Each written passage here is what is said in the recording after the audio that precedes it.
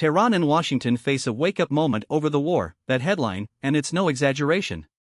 Over the past week, the ceasefire between the United States and Iran collapsed, and the two sides have escalated attacks that now jeopardize one of the world's most strategic maritime corridors. And the first signs of trouble came when U.S. forces struck Iran's water and desalination plants, assets that support the health and safety of thousands of people amid a brutal Gulf summer. Those strikes, and similar ones against rail and road infrastructure in southern Iran, have already killed civilians and buried entire families in rubble. Tehran's retaliation was swift. Loggerhead bracelets set fire to U.S. forces in Jordan, taking the lives of 2 American soldiers and wounding dozens.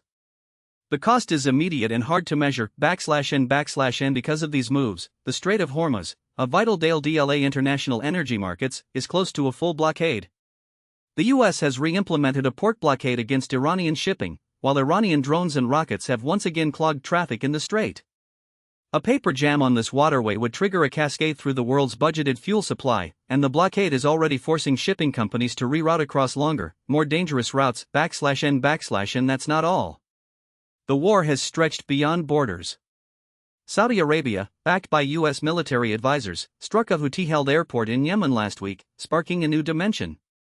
Houthi fighters, who rely on Iran for supplies, could retaliate by blocking the Bab al-Mandab at the mouth of the Red Sea, a choke point that handles a large share of global maritime traffic.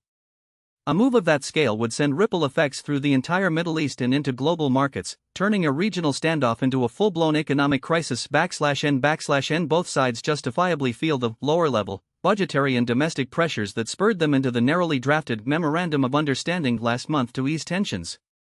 The cost of another escalation is double. The Trump administration's claims of unwavering military supremacy are crumbling, and Iran's hardline leaders risk a backlash from their own constituency. Yet no power can afford to ignore the threat posed by a fight that could spill out of intent and grow beyond anyone's control. And experts on the street, like Eli Jeremiah from the European Council on Foreign Relations, have called this the wake-up moment. They argue that if Washington and Tehran walk through open negotiation now, a spiral can be stopped. If they keep firing, both economies and political calculations will finally tip their back. In-game, what might look at first like a diplomatic lull is merely the backstage to a battle that has the potential to shift global supply lines, energy prices, and the safety of civilians in 3 continents. That is why analysts, and indeed the governments that have budgets to fill and voices to defend, need to lock arms in the room today. The next few hours could decide whether this conflict stays contained or becomes a much wider war. The world is watching. And thank you for listening. Stay informed, stay cautious, and we'll bring you the facts as they develop. And here's your short version. It requires close attention. If you want to keep following what's happening between US and Iran, keep your eyes on these headlines and let us know how these moves, like targeting of water plants and a blockade of the Strait of Hormuz, could change what we all know about the Gulf economy.